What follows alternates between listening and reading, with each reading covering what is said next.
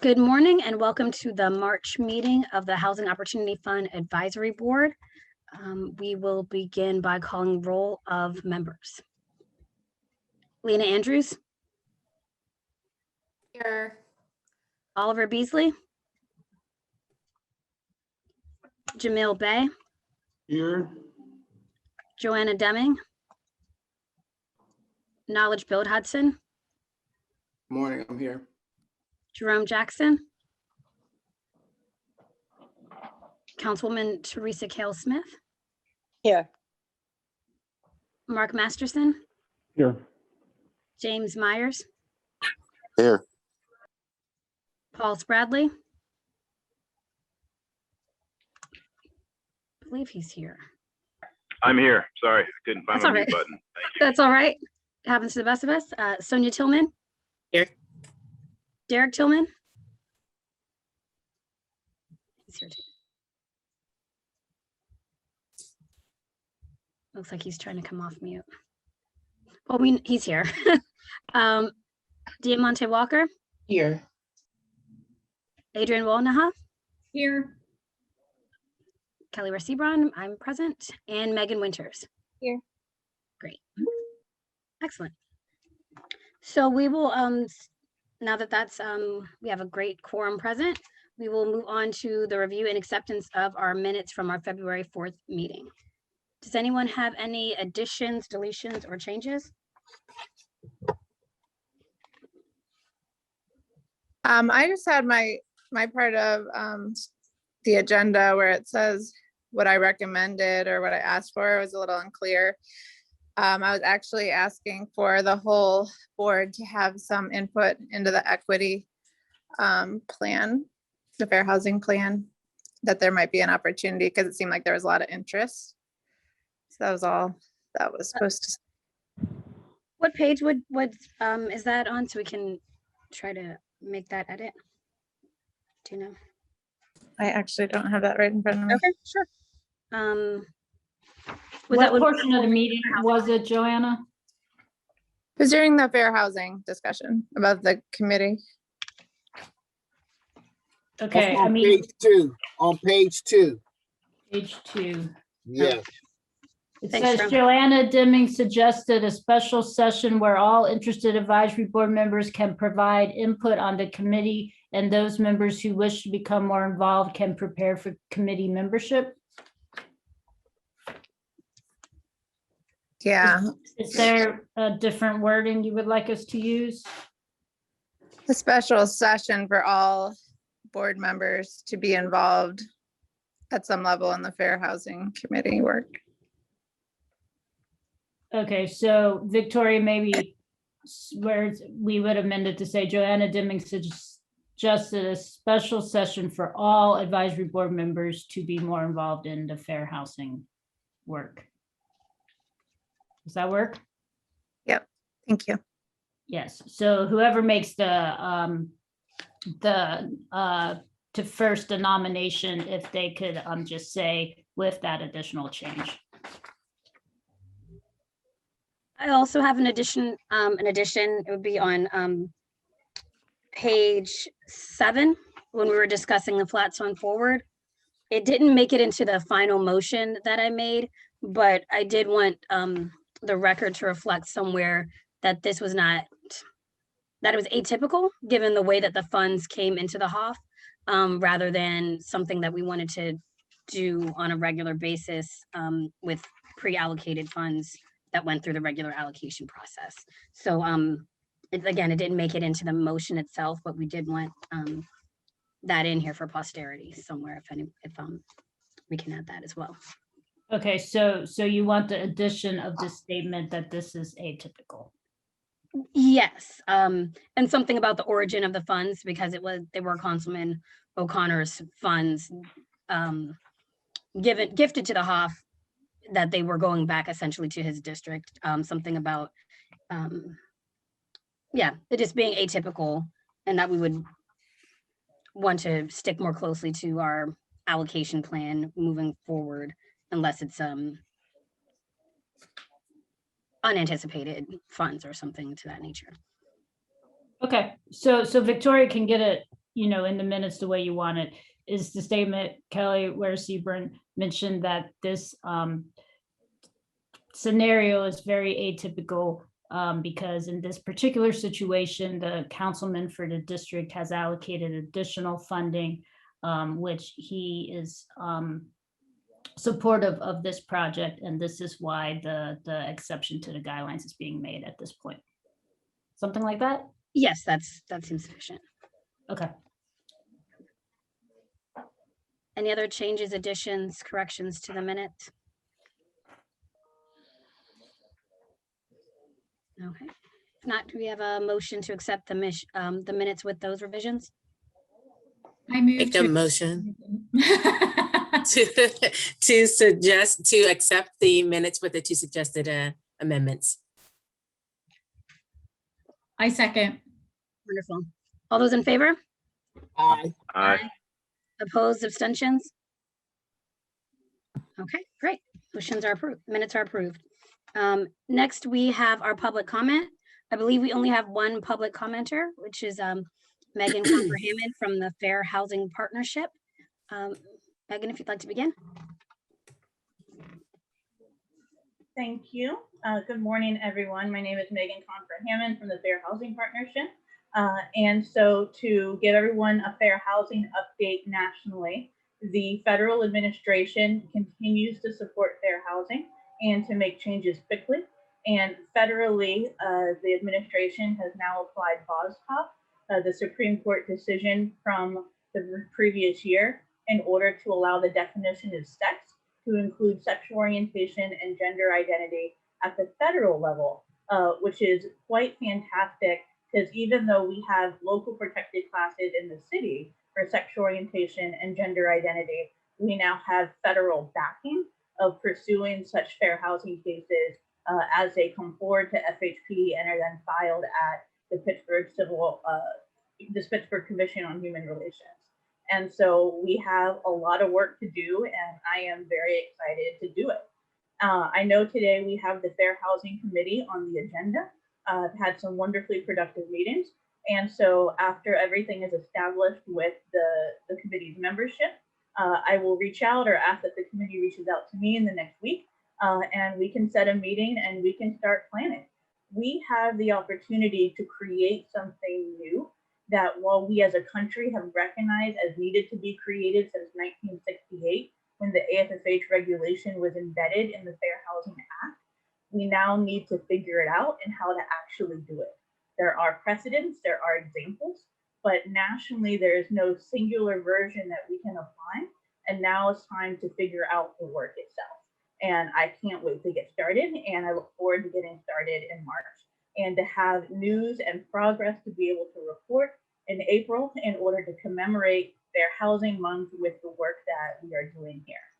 I do want to raise a concern regarding the Housing Stabilization Program. I sent an FHP client to 211 to receive HSP funds for rent relief and other monies related to his tenancy and loss of income due to COVID. He was told by 211 that there are no such funds available in the city and to wait for the rollout of the federal treasury funds that are now coming out on March 15th. A staff member and I then called 211 ourselves, and we sat on hold for 20 minutes before we hung up the phone. I spoke with other agencies who are having similar problems, and I think we need to raise questions on the transparency and accountability of HSP and moving the money. And we need to look at potentially the time of application to the time of funding receipt, as well as understanding whether or not there is a waiting list and how severe it is.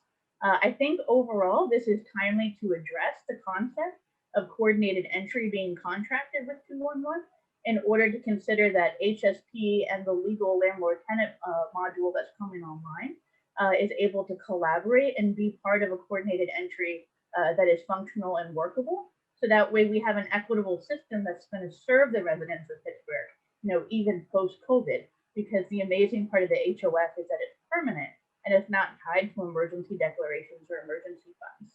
So I appreciate all your help, and I look forward to what we're going to do over the next month. Thank you.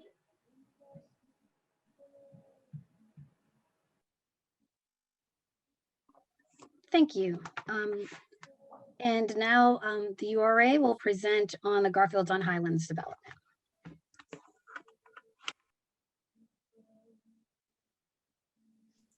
Yes, hi, good morning, thank you.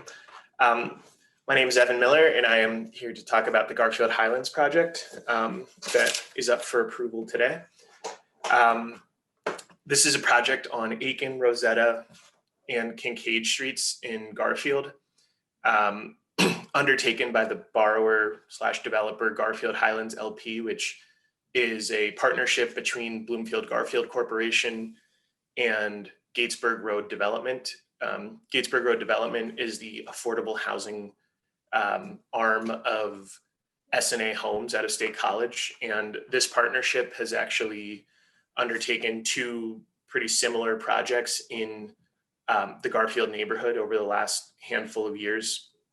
And this is the third phase or iteration of a project similar to that. So the project itself is they'll be acquiring 30 lots from the city URA private owners that are currently abandoned or vacant homes or vacant lots. And they're going to develop 25 affordable single family new construction rental units on scattered sites on the streets mentioned prior. And the project is going to be a mix of 14 3-bedroom units and 11 2-bedroom units. 3 of the units will be affordable to households at or below 30% AMI. 13 of the units will be affordable to households at or below 50% AMI. And then there will also be 9 units that are affordable to households at or below 60% AMI. And 50% of the units are being reserved for households that are either homeless or have special needs. And 4 of the units will be accessible as well. Another unique aspect of this project is that, well, first of all, let me say it's a 9% low-income housing tax credit project that was awarded this past year by PHFA. And that typically results in a 40-year period of rental affordability. But at year 15, going into year 16 for this project, all of the units will, the tenants in the units will have the option to purchase the home that they're living in at an affordable sales price, basically a sales price that's sufficient to pay off the remaining debt on the project, which right now is projected to just be debt to the URA. So that's similar to how the previous 2 projects that BGC and Gatesburg Road have done together, but certainly a relatively unique idea to affordable housing overall in the city. We haven't seen a whole lot of that, and it's definitely a unique and exciting opportunity for this neighborhood, especially given how property values are really taking off in Garfield. And the demand is quite substantial, I believe, for their first 2 phases. There's a waiting list of over 400 people. So these are certainly coveted units in the Garfield neighborhood. The closing for this project is expected to occur in July of 2021, with construction starting soon after, and 100% occupancy because of the low-income housing tax credit requirements must be achieved by December 31st, 2022. I want to walk us through the proposed funding that's up for approval today. The requested amount from HOF today is $540,000. Overall, there's a total URA loan of $1.25 million. So the other $710,000 that's not being discussed today is coming from various years of home allocations that the URA is able to fund the project with. So again, $540,000 from HOF here today from the 2020 RGP line item. And it would be a loan term of 40 years with an interest rate of 0%. However, that is subject to change. The equity investor may require us to add interest to our loan. It can these negotiations can happen as we move towards a closing. So just wanted to make that clear. 3 of the units that are, the 3 units that are at or below 30% AMI will all be receiving funding from HOF, $180,000. So that's $60,000 per unit. And then 11 of the 50% units, so there's 13 overall, and we're proposing a deed restriction for HOF on 11 units at or below 50% AMI with a funding amount of $360,000. So that comes out to a total request of $540,000.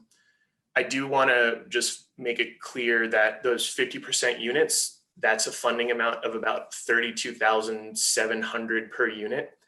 And right now we have a cap for 50% units to be funded up to $30,000. So typically we'd come for a waiver as well, but I do want to disclose that we'll be at the URA board this month seeking a small amendment to the RGP guidelines that LIHTC projects not have a per unit maximum, but instead just a project maximum. So that's why we're not asking for a waiver this month. And I do want to make it clear that this is slightly above the $30,000 cap, but not by a whole lot. It's, like I said, $32,700. The repayment of this loan would be a cash flow loan, 50% of the project's annual cash flow. And as they're selling these units, starting in year 16, each sale of the unit will result in an accelerated payment back to the URA, basically a proportional amount of debt that is owed per unit will get paid out by the sales prices. I just want to talk a little bit about the development sources. As I mentioned, we've got 1.25 million coming from the URA that's up for approval this month at the advisory board and at the URA board. And then the LIHTC equity, the investor is CREA LLC, who is a syndicator from Indiana who has actually done, I believe, 8 or 9 deals similar to this in Allegheny County. So that LIHTC equity is producing about 7.4 million. This project was also awarded Federal Home Loan Bank's Affordable Housing Program funds, close to 600,000, and there's a deferred developer fee. So overall, the sources come out to about 9.4 million, which is equal to what the total project costs are at 9.4 million. So I also just want to mention that their MWBE narrative and minority workforce inclusion information is on file at the URA, but we would need a final version of all of those plans in order to close. And also the developer has submitted an affirmative fair housing marketing plan specific to multifamily housing. So in that they outline strategies for how they're going to affirmatively market and do outreach, how they're going to track intakes, and also detailed various fair housing trainings that the management staff receives on an annual basis. The management company is going to be NDC Asset Management, who I believe manages a number of units that BGC owns throughout the East End, and BGC will actually be the supportive services provider for this project as well. So I'm going to stop there. We have Rick Swartz from BGC and Andy Haynes from Gatesburg Road Development to take any questions. I'm also happy to answer any questions from the advisory board. So thank you. And again, today we're reviewing $540,000 from the 2020 rental gap line item. So this is Adrienne Wanaha speaking. I have a request from the URA, and then I have a question related to the project. So when you look at the budget overview that was provided, thank you, Evan, for explaining the 1.25 million, that includes other URA funds. But the way it's displayed, it feels like all of those funds are coming from HOF rental gap program.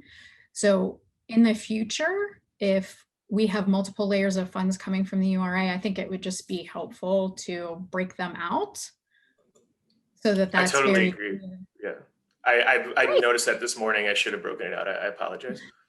No worries. Thank you so much. And related to the project, I love the targeting aspect of getting folks into units who may have had housing instability, experienced homelessness. Could You speak a little bit to what that application process looks like with a very long waiting list. How will you be targeting these specific groups in your outreach to get folks into these units? Maybe Yeah, I would have Rick maybe speak to that. why don't I speak? We have a waiting list as Evan described. We have staff who are managing our current projects, which consist of a total of 64 hubs, and they will be the staff that handles the intake process for this new development. That we are going to sit down with them as we get a little closer to a groundbreaking and go over the commitments that we've made around both the affordability requirements and around the families who may be coming from homelessness or near homelessness, as well as families that have members who have special needs. So I think what we will do is we will craft that marketing strategy probably sometime in June or July. We'll go through the waiting list that we have and probably recontact the people that comprise the first 200 names on that list to see if indeed any of those individuals or families would qualify under the terms and conditions of the project. We are not probably going to do a wide publicity for this development in terms of going into ads, in various publications, simply because our waiting list now, Evan described it as over 400. We actually have over 800 people on that list today. So I don't want to encourage people to apply and go to the end of that waiting list and think that by applying somehow they would have a very good chance of receiving housing through this project. So we're going to try to work that waiting list that we have and be sure that at the end of the day, we have families who qualify under the terms and conditions that have been set for this particular development. This would be the first development we've done where we've committed over half of the units to families either with special needs members or who have experienced homelessness. Prior to this time, we went pretty much strictly on the basis of income. So we're trying to do a little more here to find families that are really caught in a very difficult circumstance today, and hope that we can get them into these units and that they can meet all the responsibilities that they'll have as tenants of the project. So that's kind of the thinking right now. We've been so busy trying to secure the sites and to wrap up all the financing pieces that we have not spent a lot of time yet on the marketing plan and the intake plan. But that will be happening over the next 90 days. Thank you, Rick. That's really helpful.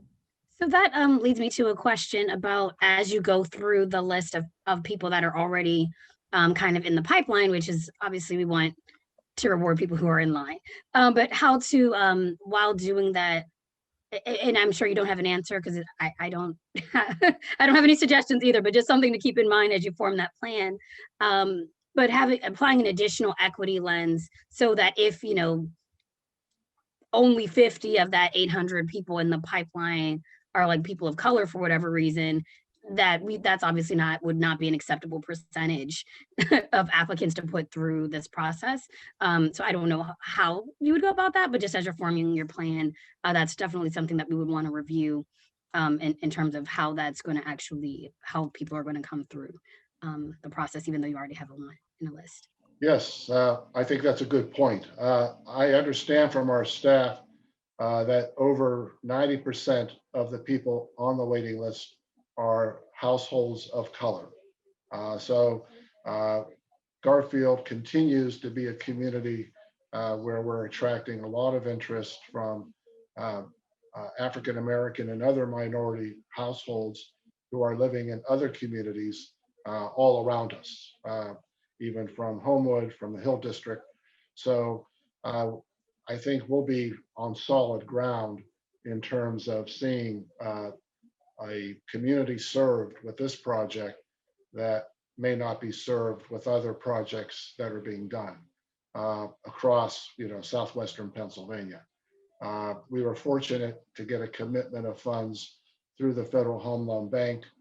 This is the first time we've received a commitment of monies like that, and they're going to pretty much also be looking to see how well we execute the whole marketing and intake process too.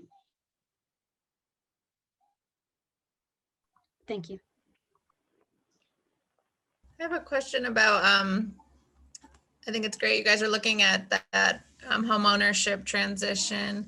What are your plans for kind of preparing folks for that? What's the track record in terms of the organization responsible, the company responsible for that? We are now starting discussions with the Cleveland Housing Network, which I think the board might be familiar with.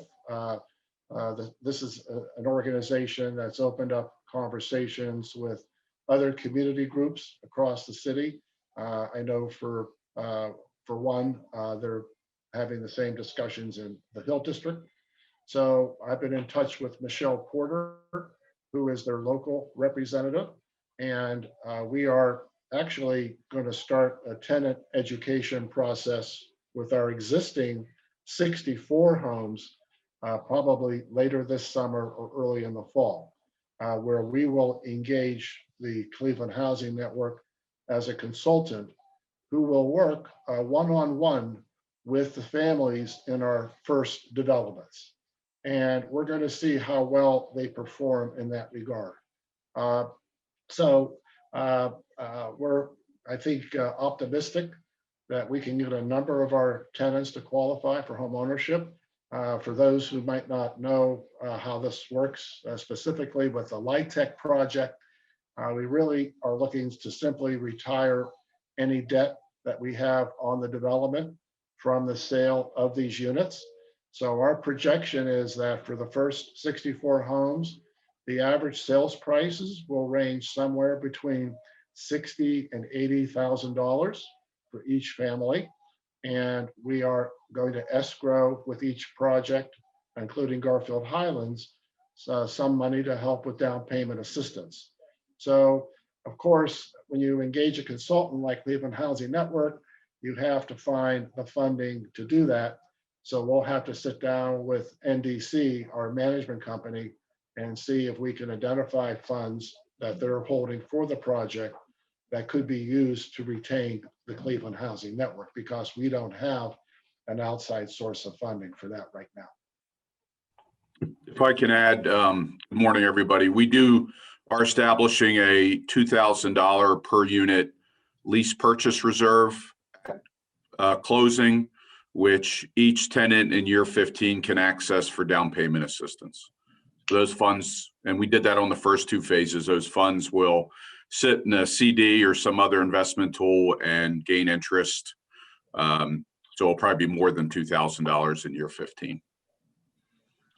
Wait, could you say that one more time, Andrew?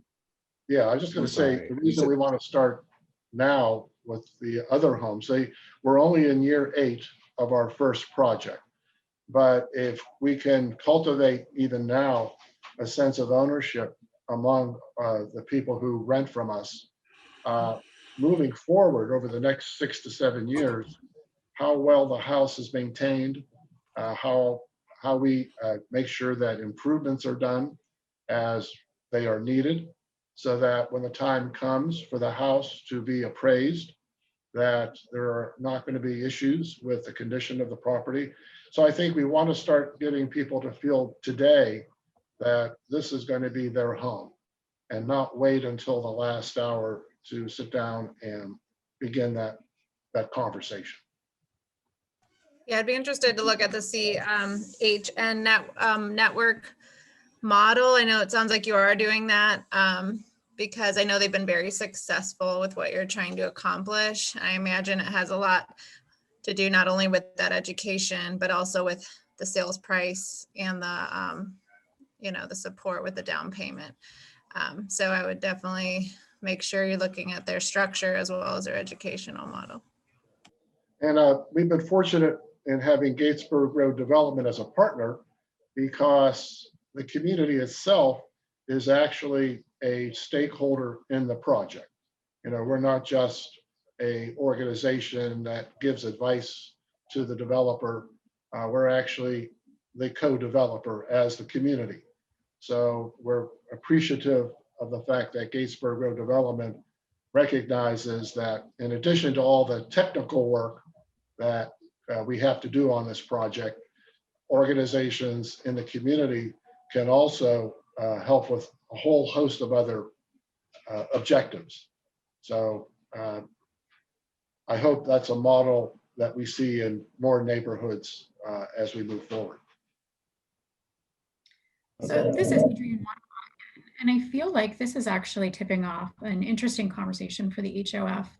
I feel confident that the URA staff are very connected to these projects, but I wonder if there are resources to come to bear for us to do overlays on what kind of resources are available at the URA for the folks that are coming into the units and for the organizations that are creating the units. So for example, homeowner assistance and how, as these projects are rolling out, we're really rolling into the infrastructure, the relationship between the URA and the projects, not just through the HOF, but through the whole URA portfolio of services.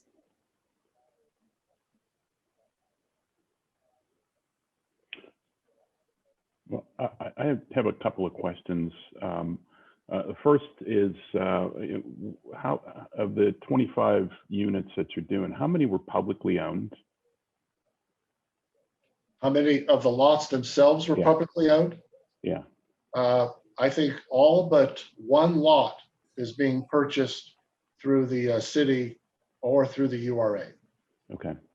And I assume you're not going through the land bank process. No, we're so far down the line now with the vacant property reserve that to switch over to the land bank at this juncture wouldn't really make much sense for us. And how long did that I'm asking because you had mentioned at the start that it had taken, you'd been spending a lot of time. How long has it taken you to assemble 25 parcels? Well, I guess I'm going to rat out the city here. It's taken us the better part of 4.5 years. That's insane. Okay. Cost of construction over the past year or two, have you seen costs going up or going down? I'll let Andy address that.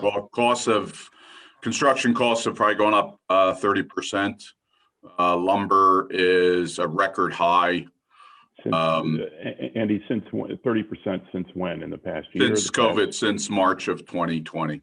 Okay. The city, building in the city has historically always been high compared to building outside the city, but overall construction costs everywhere have gone up 25 to 30% over the past year. Okay. I guess, you referenced, or the community plans referenced here, how many units are called for total, like additional units besides these that will be done in your community plan? We set a goal back in 2010 of adding 500 units of housing to Garfield over a 20-year period, taking us all the way to 2030. We are about 40% of the way through that total with the projects that we've done and with the projects that have been done by other organizations. We may not reach that number because in the last 6 years, there's emerged a strong push in Garfield to see land taken out of future development and held as green space. So we are trying to, I think, respond to that interest. And we have staff now who are working on just the green zone project itself So I think at the end of the day, Mark, we probably will only realize over the next 8 or 9 years an additional 75 to 100 units of new housing in Garfield, which may consist largely of scattered site, probably for sale housing. So we've established a partnership with City of Bridges Land Trust, among others, and we're hoping to at least add more home ownership opportunities for lower income households to balance out the rental development that we've been doing. Thanks. And this is Jessica, just to respond to Adrian's comments, I was a little slow getting off mute there, but yeah, no, I agree with Adrian's comments, and we, do that on behalf of the staff. We try to make sure, whatever programs we have for whatever situation gets penciled in. And as you all know, we have a down payment closing cost assistance program. So, if that program is still operational when Rick and Andy's residents, get ready for home ownership, we of course will, make some ties there as well. And recognizing that we obviously can't forward commit 15 years to having that program. I mean, Rick, please keep us in the loop as you engage this Cleveland Housing Network, like to see how, these, the progress with your first 2 phases, like just the URA be attuned to what your, what the situation with most of your tenants is and how we can help. Okay. Yeah, and just a final word. We have a land trust in Garfield that's still getting off the ground. And ultimately, we also would like to eventually see them step in to these projects and become the organization that works on the whole aspect of permanent affordability, that goes beyond just the commitments under LIHTC. So we're trying to anticipate a time when the BGC itself will no longer be doing housing development and would probably benefit from having a land trust take over the role in some of these developments for us. But that's something we have to work out with Andy and the other investors as time goes on.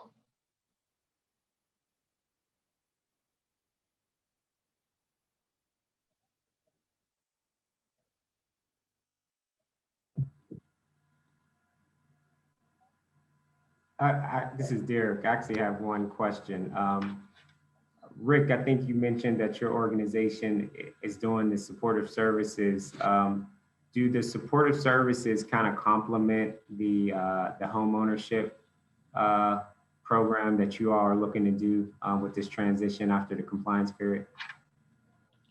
Yes, we have 2 staff people now who are have been hired by NDC to manage our existing developments in Garfield. One of those individuals comes from Garfield herself. And those 2 individuals have been providing supportive services for all of our tenants right through COVID and obviously beyond. We have organized, for example, delivery of food boxes to all of our tenants in the Garfield Glen 1 and Garfield Glen 2 developments. That's been going on for nearly the last year. We have a fund we call Neighbors in Need that we administer here at the BGC. It's foundation money that we've been able to raise. So we could step in when our management staff tells us that there's a family experiencing food insecurity or a family that is behind in the rent and could not get into any of the programs that are offered either by URA or by the state. So this is a very proactive management staff. We wanted them here in the community. We created an office for them at one of our other housing developments, Laurentian Hall, which is a senior apartment complex that the URA had a major role in helping us get established. So we have an employment center that we operate downstairs from where I'm sitting today. They help with everything from job applications, resume building, applying for unemployment, getting financial aid packages if you're going to college and you want to apply online for those packages.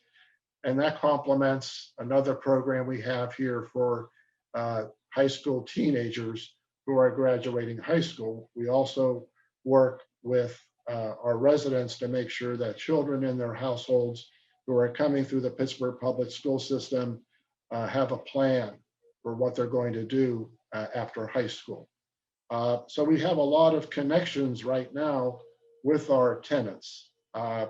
And literally, they can walk into our office pretty much anytime, any day of the week if they've got an emergency or a critical problem.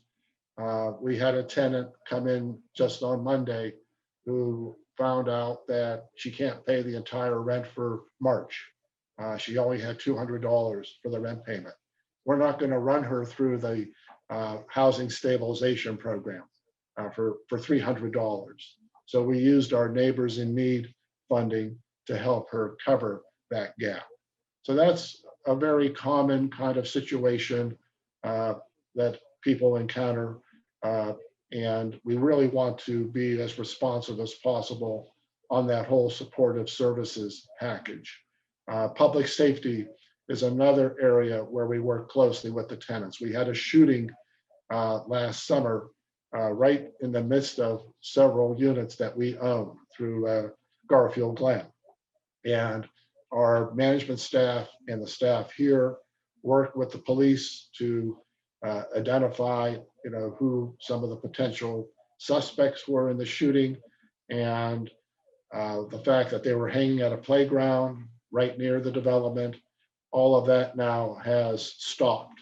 There are no people hanging on the street during the day. The police and the community together worked to send a message that we're not going to allow that kind of activity to happen in our community. So residents come to us pretty frequently with those kinds of issues as well. And we do the advocacy, if need be, with the police or with any other aspect of law enforcement.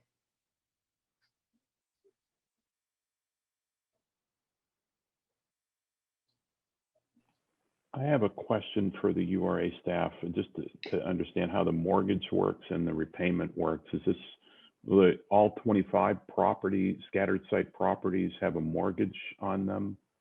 And then it's a cash flow repayment based on how all 25 units do, or is this related to the 14 units that are requesting funding? Or will the mortgages and the cash flow payments be tied to those particular units? It's one ownership entity, Mark, for taxpayer purposes, and the tax credit covenants and other financing is going to be for the whole project. So our mortgage will be on the whole project. We'll have covenant deed restrictions, that will tie to what Evan read in terms of the 60%, the 50% units, 30% units, and then our home units as well. I guess I was just trying to figure out, like, at the end of the project, there's potential to have the cash flow from the entire project to pay down the mortgages at the end. Maybe it's even more affordable to these particular tenants on this unit. Yeah, there'll be definitions of cash flow that the investor and the other lenders will all sort of hash out, and it'll all be documented and who gets what percentage of cash flow. And yes, because they're thinking about selling them to the individuals, that will all be addressed in the legal documents as well. Great. And Mark, just to further clarify, the building, we don't just get the cash flow from the units that are funded by the HOF. We're viewing it as the overall cash flow of the project, as if it was a 25 unit apartment building where some were market rate. Those market rates would help to, up the cash flow payment that we're receiving on an annual basis. If I could just add, make sure it's clarified. Units, year 15, if the tenant decides they do not wish to purchase the unit, which must be affordable to 60% area median income, we do not force them to move or relocate. They can remain in the unit as a rental unit. We hope, our intent is that all of the units become home ownership that's affordable to 60% AMI, but we legally cannot evict or remove or relocate anybody in that unit without approval.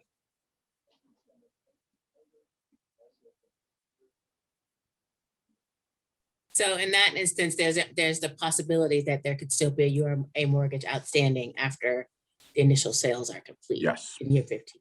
Right, which is why we have the 40-year affordability term and a 40-year term on the loan, because it's very possible that some of these remain rental like throughout that 40 years, or I don't know about very possible, but it is a possibility. So we're covering for that with how we're structuring the loan.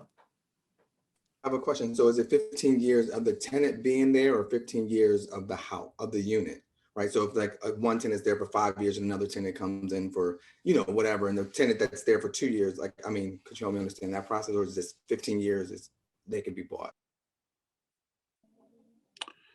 It's whoever's living in the unit in year 15. We can't turn it over to a home ownership before year 15.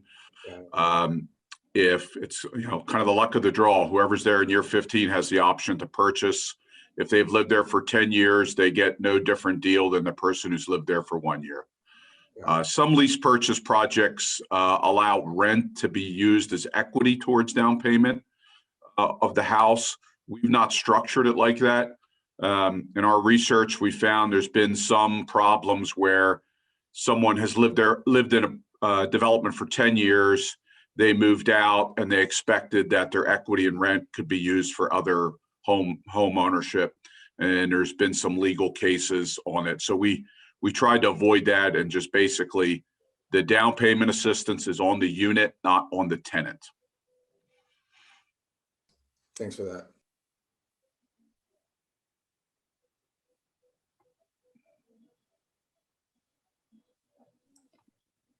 Is there any other questions? If not, I'll pass it back over to Kelly to move for a motion. Actually, I just want to make one comment. I want to commend BGC and Gatesburg Development on this project. We've been looking at the CHN model for a while at Action Housing. It's been hugely successful. They've created hundreds of opportunities for homeownership in Cleveland, and I'd encourage you guys all to check it out. And I love that it's in Pittsburgh, and I love what you guys are doing. So I didn't know this project was using that model. And light tech projects are hard, and the transition to home ownership makes it even more complicated. So thank you for taking this on, and I think it's great. I'd like to thank you. To ask if there's anybody that needed to excuse. Sorry, yes, themselves. anybody that needs to abstain. Thank you, Adrian, from voting on, okay, we've got Sonia. This is a 2020 RGP, Lena. Derek. Derek, okay. I need Derek, to abstain as well. Rome. Okay, good thing we got a lot of folks here today. We've got, Mark, were you abstaining as well? No, I was going to make the motion. Okay, I saw you about to speak. Okay, so I will let you do that then. I make a motion to approve $540,000 in rental gap loan funds at 0% interest, 40-year term. Term. And that it would go towards 3 units at or below 30% AMI and 11 units at or below 50% AMI. And to note, I guess we need to waive the guidelines on the 11 units from 30 to 32,727. I think that is what the math is. I'll second. All those in favor? Aye. Aye. Abstentions? Abstentions or nays? No? Okay. Motion is approved. Congratulations. Very exciting project, Thank you. which actually kind of is an excellent segue into the next part of the agenda, which is some administrative items for the advisory board. before we get into additional committees, some of which I have some ideas around committees that actually address some of the issues and really things that were really exciting about this particular project and kind of how we can maybe institutionalize some of them. But before that, I wanted to double back to the RFP process that we've talked about before and get that officially voted on, whether or not that's something that we want to look to do. That's something we've discussed in the past surrounding being able to look at projects in kind of in batches so that we're comparing apples to other apples and perhaps extracting, I don't want to say extracting, but kind of maximizing our dollars as the HOF so that we can see all of the really cool things that we're able to get for our $540,000 here as it relates to this particular project. But then the next project that comes next month, perhaps we don't get those same benefits for the community out of because it's the only one at that time, so that we can really kind of look at things at the same time and really make sure we're getting the best bang for our buck was one of the things that we discussed doing in the past. And so I wanted to see if that's something that everybody wanted to move forward with, and then what kind of schedule, if we wanted to look towards doing that, so that we're reviewing things in batches quarterly or twice a year, because I do think that one of the things that makes the HOF great is that we're able to move fairly quickly as it relates to other application processes, but we don't want to move quickly at this sake of maximizing what we're able to do and give back to the community. So I just want to open up for conversation on moving towards an RFP process and what that might look like. So this is Adrienne, and I think one of the things that would help in this particular discussion is if we, again, as a committee, as a group, we're planning more specifically towards the types of projects that we wanted to entertain. There's always going to be projects that are coming through. Every project is valuable, but does the HOF globally have targets that we want to hit? Are those geographic targets? Are those the type of tenant or homeowner that we want to target for funds? It becomes difficult, as you said, we're never quite comparing. And again, since each project has value and affordable housing is such a critical need, are there funnels that we really need to be setting up when we're looking at RFPs, that these are our targets as the HOF? We want to accomplish not only affordable housing, and we have targets related to income, but this is the type of affordable housing for this group of folks in this location. And I think that that's one of the things that makes it difficult when projects come in one at a time. It's hard to, have that more global conversation of running those through a variety of factors and saying that, this is a great project, but we would really like to see these types of outcomes in all of our projects. We really have a target as the HOF that we're going to achieve this year. So I would just say in any kind of conversation that we continue to have going forward, I think there's a lot of value in having some level of second screen or targets for us to really be focused on, so we are getting that impact to transform communities, transform our city. So I would just kind of put that back on the table. Absolutely. And I agree. I wanted to, maybe I'm going out of order, but I wanted to start there. And then the next thing would be to create a task force that worked on what that process or what that application would look like. I also have a list of suggested committees that kind of dive into those different areas who would then funnel their suggestions to that task force. So perhaps, I'm not sure if I'm starting at the beginning or the end. Sometimes I'm in the weeds and sometimes I'm too far out and working on, getting that right balance. But that is sort of the goal here. One of the reasons that I wanted to talk about the RFP or what that application might look like is we're going to run out of 2020 RGP funds in May. So that's an excellent opportunity to shift as we get into 2021 funds to whatever that new process is going to look like. And then, but then there's some urgency about that, right? Is that we would have until the URA's meeting is May 13th. So if there's anything that they would need to review or formalize, we would have to have that voted on in our May 6th meeting. So these are all the things that I'm kind of thinking about. So whichever order we want to discuss that, if we want to talk about the list of potential committees or whether or not we want to move towards this process that's, for lack of a better term, a little bit more competitive in terms of what we're getting in terms of community outcomes. Of course, being able to establish what those outcomes are, right, that we're looking to get. So it's not, and it being codified on a chart somewhere rather than I'm pandering to Adrienne because I know that she, has worked in the, in communities of unstably housed people. So she'll really like it if I do this versus, or whatever. Well, thanks, Kelly. Looks are just general thoughts. So I'll open it up to the group. I've talked long enough. So this is Derek. So yeah, I think this is, there's some good components about this thought. I do think that every project should meet a certain bar. So we should be looking to kind of establish certain outcomes. However, I want to caution us because, development is very nuanced. It's all about timing. And, our timing may not line up with the timing of, the tax credit process, for example. And the 9% tax credit process, it is more solidified. However, it's been changing. So we could actually cause more of a disruption than a help. That's why this is a larger discussion. And then the 4% tax credit process is it's basically more of a rolling. It has a more fluid schedule. And reason why, so that's one caution. The other caution is, I think it's more, we should think about, does it hit this metric? Does it include fair housing, et cetera?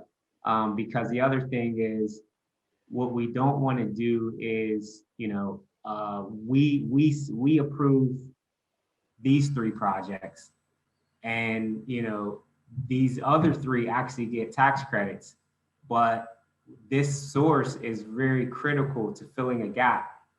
And the majority of the funds are going to come from the tax credits. This is really the gap filler.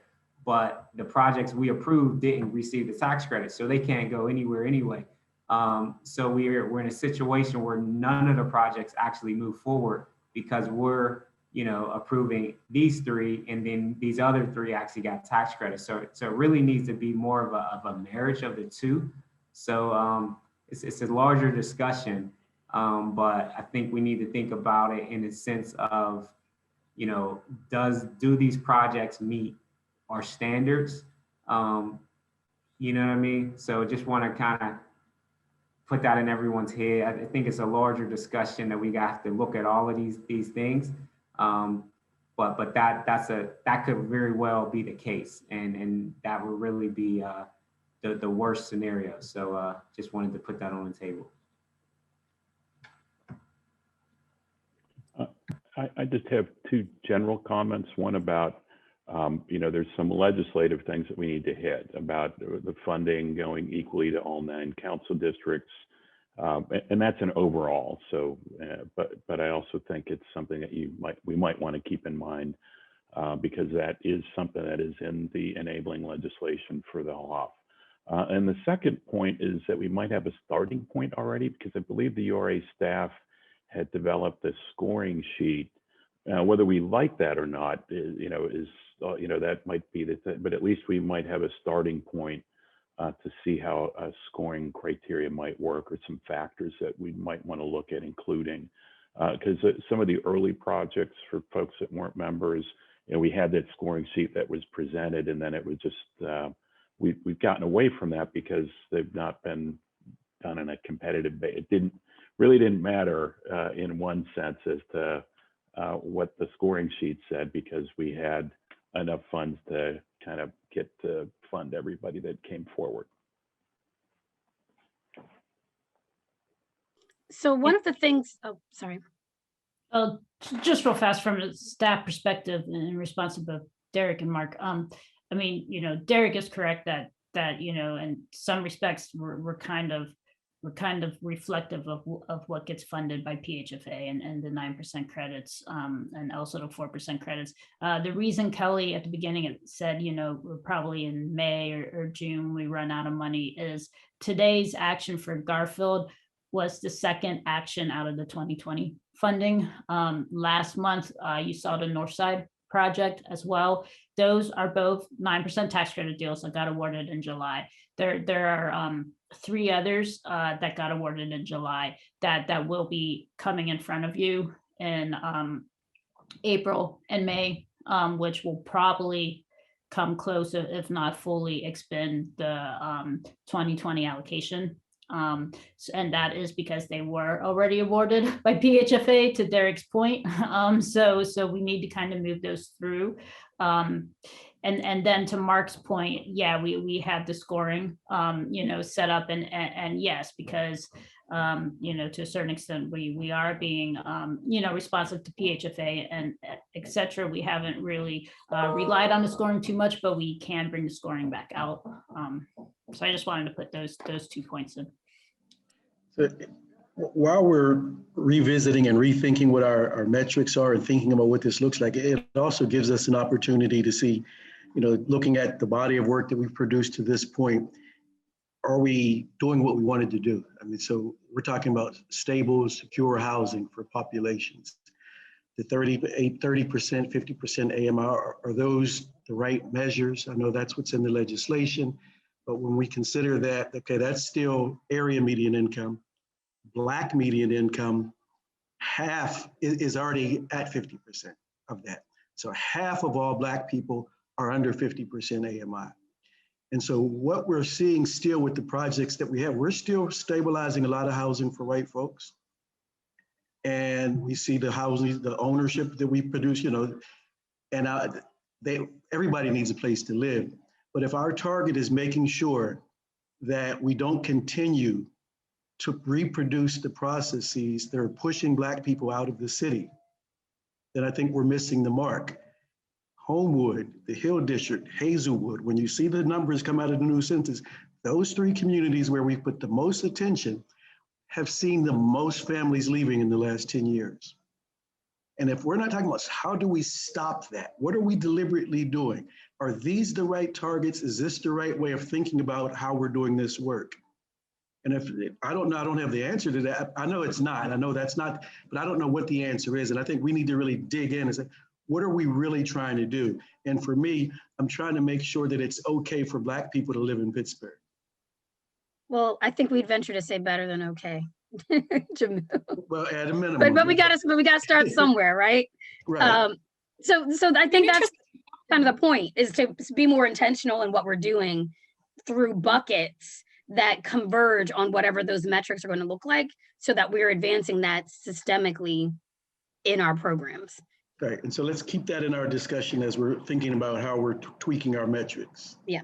And for me, that's where the fair housing, conversation really comes in, to really layer that on as a key metric and really a key driver for how decisions are made. So, is it hitting this mark? But I think that's a key component, and not just for Brindle Gap, really for all the programs. And I think it would be interesting, we've gotten some great data from the URA of who's applied and who's utilized programs, but we don't know why. So to Jamil's point, why are certain folks utilizing the programs? Why are certain folks not utilizing the programs? I think that conversation has really ignited a lot in the HSP. Who are we actually hitting and why? Are there barriers specifically for different programs for different groups? And we're not seeing folks flowing into this process. So even with our project, like we talked about this morning with Bloomfield Garfield, they have a huge waiting list. How did folks get to that waiting list, and who's not even aware that this resource exists?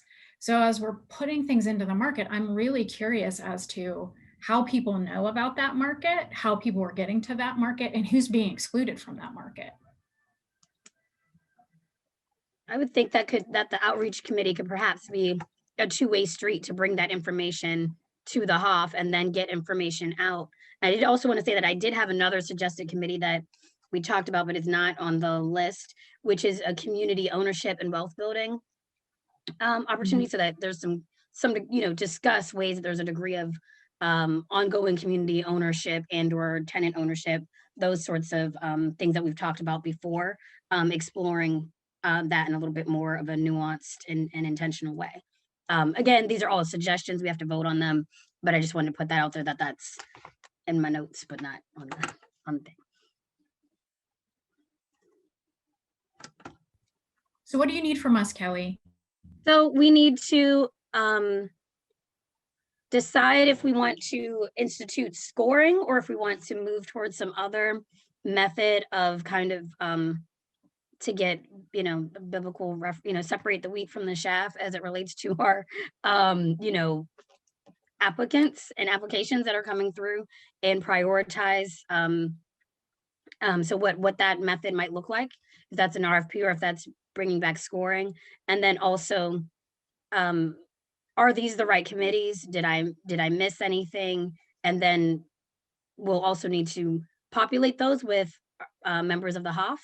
And then next, add on any ex officio members, because the way our bylaws are written, you can't be a member of a committee if you're not an advisory board member. But I think we all recognize that there's expertise in the housing community, in the housing justice community, developer community, that is not around this table that we would like to engage with on these different subject areas. So multiple steps. Ratifying these committees if these are the right ones, taking anything off, adding anything we need, signing up for committees, and then a list of nominations for folks for various committees that we can vote on, some today, and then throughout the next month, whatever any additions that people have, we can vote to add them on in April. But kind of with a guide of an idea of being able to kind of move this along quickly through the spring, so that as we get into 2021 money, we're spending that in a more thoughtful and strategic way that advances our actual goals. I kind of see a lot of this coming under the Fair Housing Committee's recommendations. Which committees to create and, the goals to be achieved by those committees. A lot, if not all of these committees are tied in with fair housing goals in my mind. Not that there's not other things that can be achieved by reviewing the RFP, but I know that that's one of the most significant gaps. So I would recommend, getting the Fair Housing Committee going and then having recommendations come out of theirs regarding these other committees. I would agree with that, definitely. Also, I just have a question about the Sustainability Committee, just what you were thinking, like sustainability in the context of green, or sustainability in the context of, folks not having to continue to come, to get resources, every few months. So if you can speak on that, and then just going back to what I said earlier, originally I thought the RFP idea was a good idea, but as I really thought more about the nuance, and the timing issues that could create, I think it's better to focus on scoring, and kind of use that as our driver. But question about the sustainability piece. Sure. And I'm not wedded to the RFP thing. I just want us to have a method of comparing apples to other apples, rather than, catching us in a good mood, because there's not a lot of, things that we're reviewing in that quarter, right? So yes, so for sustainability, I was thinking along the lines of green materials, green building. If we want to, because our URA money is not federal money, I don't believe it says anything about like lead abatement when you're building, if you're doing a rehab. But we know that that's an issue in our communities, and we would want to perhaps incorporate something of that nature, or not use whatever the environmentalists are saying is the next asbestos. Is that something that we're including in our RFP process, that we're building healthy homes in these communities? Is because that's not something we spend a lot of time on, but I think that's something that a few people can take a deep dive into and incorporate into our scoring metric, but maybe not everybody. But I was also thinking in terms of some of that not having to come back to get resources over and over again, was part of perhaps that wealth building initiative, not just home ownership, because I don't think you shouldn't have to own your home in order to be stable. And that's a thing that drives me crazy when we talk about it. It's like, oh, well, you want to be stable. You don't want to be forced to move. You want to be economically secure, buy a house. Like, no, just how about that's what people should have. And that's how we should operate. So I would incorporate that perhaps into, and we could just make it a / sustainability and wealth building, economic stability and wealth building initiatives. And I think perhaps that might be what they were thinking when my bullet for sustainability about community ownership, they might have incorporated into a sustainability metrics, because that does sustain a community a bit if they have some ownership of the land and housing. So that was. I don't want to upset the apple cart in the thinking, but I just want to go back to, several comments that have been made. When we talked last month about fair housing, and we talked the month previous about fair housing, I think everyone on the HOF was making a commitment to that. So I like this idea of our fair housing agenda trickling into these more working group committee process. But I'm just going to go back to, so many people had that interest. Is it that there is a small group of HOF that's going to the side to set our agenda? Or is it that we as the HOF are taking time at a next session and really processing and working through what our fair housing agenda is? And then in subsequent meetings, those recommendations coming out in these different strategies. So we had so many people volunteer that it was too many for the actual committee. And since it keeps coming up as an issue, I just feel like the larger group has an appetite for this, wants to push this forward, and maybe there's value in that large group conversation really driving what those next steps are. I like that. I think everybody should be, I think fair housing should be the corn syrup of, where it's in everything, where you least expect it, where you do expect it. It's there, right? That's my opinion. I would be happy for us to do that, but I think that's going to need to be another session in between meetings so that things can continue to move forward. And then we could break into working groups and or additional committees from there based on interest or tasks. But just to move things forward, we can't do this on a month to month basis.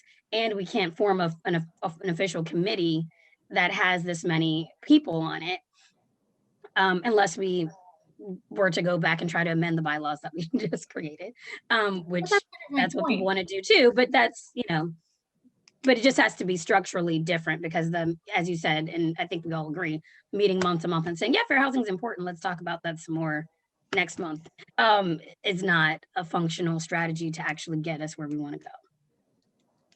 Thoughts? Do we want to have a special meeting in the next month and discuss our fair housing objectives and what we want to accomplish more broadly? Yes, I think we do. So I'm not sure someone, that'll be yourself or someone from the URA will send out maybe a doodle poll or something to kind of get that schedule. But also we want to be intentional about inviting some, ex officio members to that conversation just for input. So that's the tricky part, is if it's a committee meeting, we can invite ex officio members. If it's like it falls in a strange place. If we're setting our priorities as a HOF, Kelly, I'm not sure if we can do both at the same time. I'm sorry. Kelly, what's our limit on committee size? We have our limit on committee size is 5 advisory board members. Can we get 5 folks that will agree to come back with some recommendations around fair housing, and then we can discuss those as the advisory board. You know, we've got to vote on these things. It's not like people are going to be shut out of that process, but you know, I think fair housing is important. You know, we should be using that as a lens that we look at everything that we're doing. But I don't need to sit on that committee because there's other really smart people that are on the HOF that you know, I trust that folks will bring back some solid recommendations. And I'd expressed an interest in doing that, but I'm fine stepping back to move. I don't think we can afford to keep waiting every month to not have this conversation. And if the committee structure to get some outside folks involved that are experts in this, let's, you know, can we get 5 folks that We have really, the 5, really we have wanna do it? 6. And I would also going to offer to be an ex officio if that's what it takes, and or to waive, or we could have a motion to waive it and take the 6. But I just don't think we can do something that's not public and also not just us. I don't think we can pick and Right. have I'm that just saying, hybrid meeting. Can we do that and then have, you know, we can appoint ex officio to those committees in excess of 5, or are we Yes, limited to? we can have as many ex officio, and they don't have to be HOF members either, because I think that conversation of the 5 of us or all of us is not necessarily as fruitful as we'd like it to be if we don't have those outside experts participating with us. Just a clarification of the bylaws. You're correct. The committees can have outside people meet with you, but they technically cannot be a committee member. Right. Okay. I agree with Mark. I think we should move forward with the 5-ish people who want, from the board, who want to be on the committee, and invite some local experts to help inform the discussions, but that we should move forward with that rather than initially broadening to additional committees. Okay. Start with fair housing, discuss those recommendations at the next meeting, and then see what working groups are necessary from there. Okay, works for me. Do we want to start with those? I'm sorry, I'm trying to find the list of. Yeah, on page 2 of the minutes, it says Lena Andrews, Jerome Jackson, Derek Tillman, Adrian Wanahal, and Megan Winters volunteered for the committee, and Kelly Seaburn, who serves as the Fair Housing representative, you know, may also chair. Kelly, that's up to you how you want to handle that. I think it makes sense to, I think perhaps if anybody's willing or interested, could make a motion to waive our 5-person cap guidelines to have these 6 people start as our Fair Housing Committee, and then just get going and have recommendations from this committee to the HOF at our April meeting. So moved. Thank you. I'll second. And speaking of our April meeting, but this is actually the last item on the agenda. It is the day before Good Friday. I don't know if that is significant for anyone, or if we need to move it, or if we want to keep it. Wait, do we have to vote on that before? I don't know if we want to vote on that now or later, but I'm just flagging that. When I said our April meeting, it's actually the 1st. There's no days before it in April, but also that it is a pseudo holiday weekend. Just a point of clarification, do we vote on the motion to increase the numbers? I'm from sorry, 5 to you're 6? right. Thank you.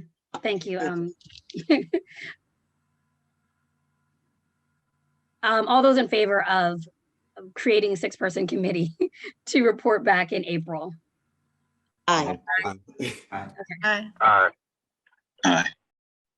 Thank you. Got ahead of myself there.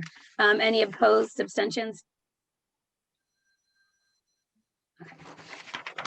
So that April meeting is currently scheduled for April 1st, which is the day before Good Friday. Most of us are Zooming, but if that date does not work for people, we should address that now and see about moving that date. Is there any discussion? Anybody need to move it, or are we okay with the meeting first? It works fine for me personally. This is Derek.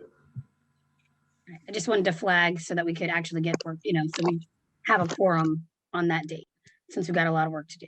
All right, and I believe that is everything that I have for our administrative items and the URA staff with a report on program expenditures.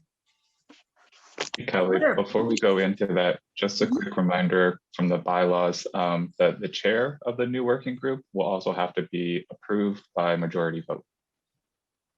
Okay, thank you. How do you want to handle that? Do you want the working group to meet and talk about that and then come back with that next month? That would be my recommendation, is that get the working group together to see how it goes. Who wants to do that Okay. amongst themselves? Okay, so Bettina has been working on updating some of our dashboards for us. So you can see the down payment dashboard here and the impacts and the fact that we are all over the city with over $1.2 million committed for down payment at this point. And 73% committed of all the funds we have at this point. And 101 first-time home buyers are between 51% and 80%. And we have another slide that you'll be able to see this a little more clearly, but the majority of the people that participate in the program are less than 80% AMI. Next slide. The homeowner assistance program. So you can see this as well all over the city. Of course, the circle in the bottom right-hand corner shows that the majority of the folks, 109, are between 30% and 50% AMI. But there's also 77 that's below 30%. So roughly more than 3/4 of the circle is underneath 50% AMI. And 95% of our total funding has been committed, but for practical purposes, really, it's all been committed to the folks that are on the waiting list. Next slide. This is the same slide you saw last month of our for sale developments and our rental gap developments. Next slide. And this is, what you see every month showing what has been allocated. Now, this does not include the 2021 funding. We do not have that yet. Fund from the city, was voted on by council back in December. So from 2018 through 2020, you can see, the funding we have and what has been closed and committed and what has not yet been committed. And it's just really tricky for us to know how to show this. The one I need to kind of point out is the HAP that has been committed, that 1.922 is to the folks that are on the waiting list, which is why the program is temporarily not taking applications. So if you subtract that from the 8.1 there at the bottom, we're at about almost 6 million not committed, but in the next 2 months, as I mentioned earlier, that 3.3 from the rental gap, you'll see projects worth about that amount in the next 2 months as the additional 9% deals are presented. Therefore, after that is done between the RGP and the HAP, there will really only be about 4.5 to 5 million not committed, and most of that will be related to the housing stabilization program. Next slide. Jessica, that math doesn't work. Okay. The last slide, the last column doesn't. It doesn't add up. You're actually 3 million from rental maybe gap. it's already taking out the 1.922. Now that I look at it, Bettina, do you know, is that what's happening in that last column? Sorry, yeah, it took me a while to unmute. Yeah, so that does already take out the 1.9.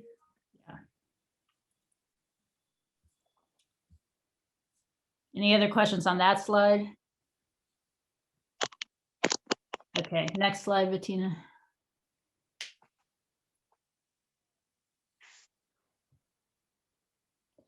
Okay, so this is, showing the breakout of the money based on area median income and how many households we have helped at each of the area median incomes.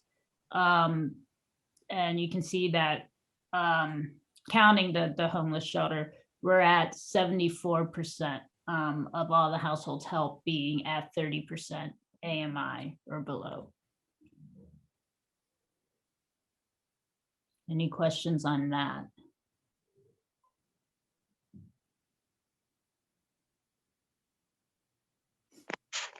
Okay, next slide. Yeah, I'm sorry. It took me a while to hit the mute button or unmute button. Without that demonstration project, what would we, do you guys have a sense of, or can you give us those percentages if we hadn't done that one project, where we would be?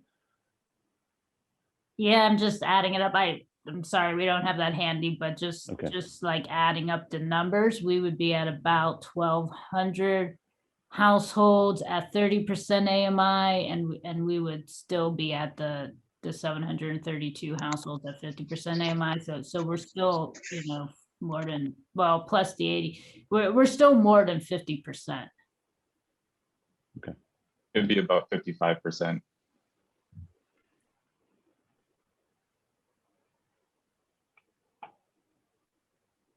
Okay, next slide. Jeremy, I'll pass it over to you to do some general announcements related to rental assistance. Yeah, so we wanted to make an announcement that about the Allegheny County emergency rental program will be live March 15th. And so this will be for city and county residents, and anyone in need or interested should go to covid-relief.alleghenycounty.us. That will be where the online applications will be, and people can also sign up for text and email reminders for when the program does go live on the 15th.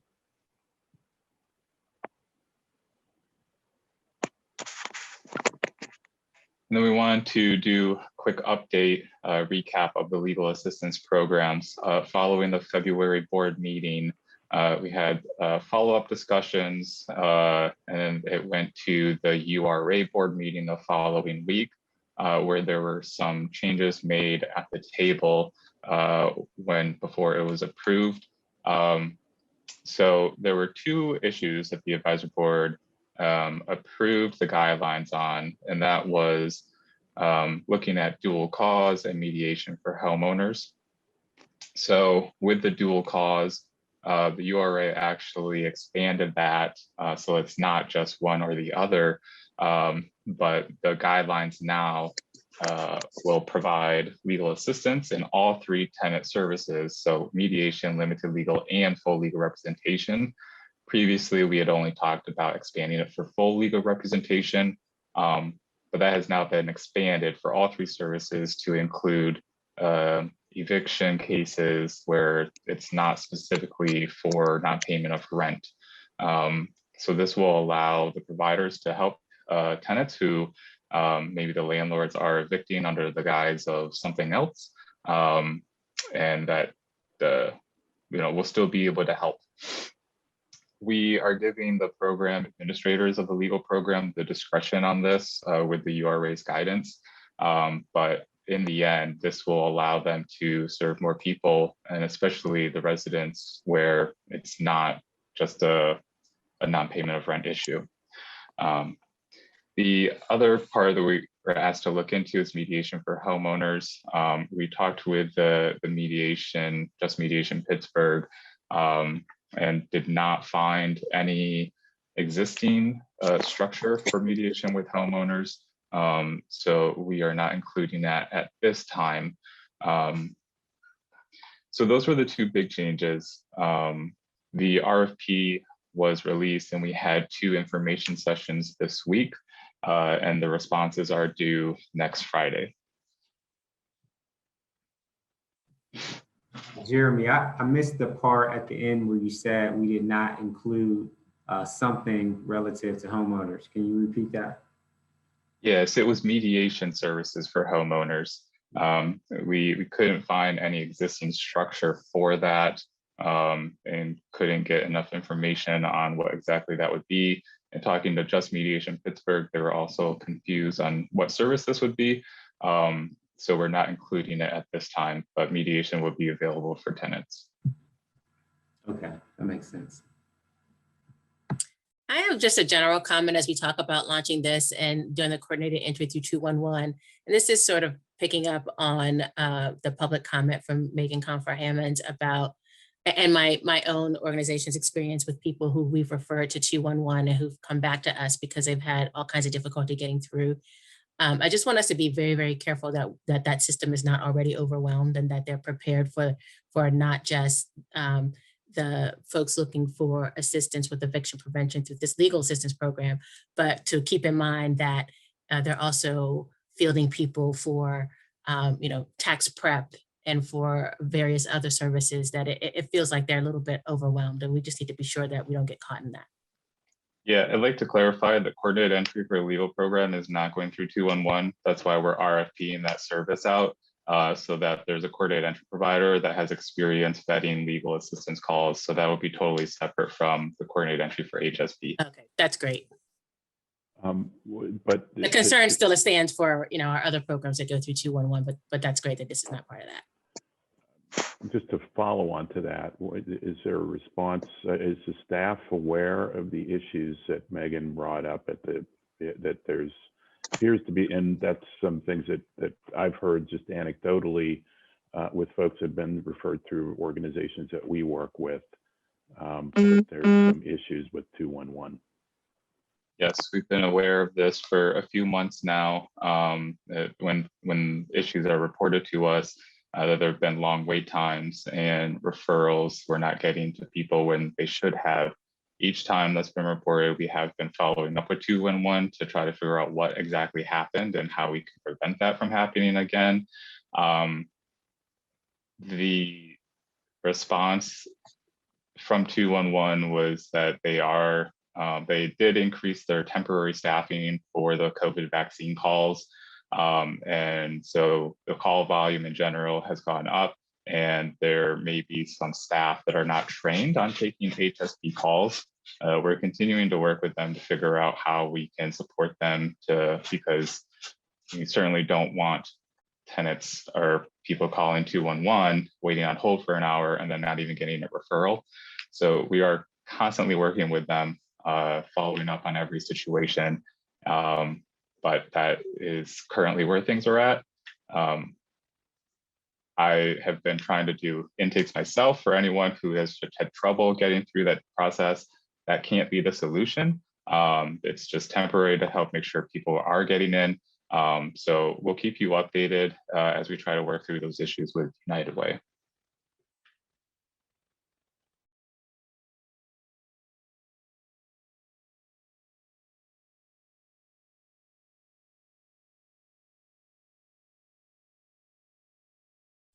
Does anybody have any other questions for staff before I pass it back over to Kelly? Okay, thank you. There's just a reminder about 211 and Allegheny County Emergency Rental Assistance opening on March 15th.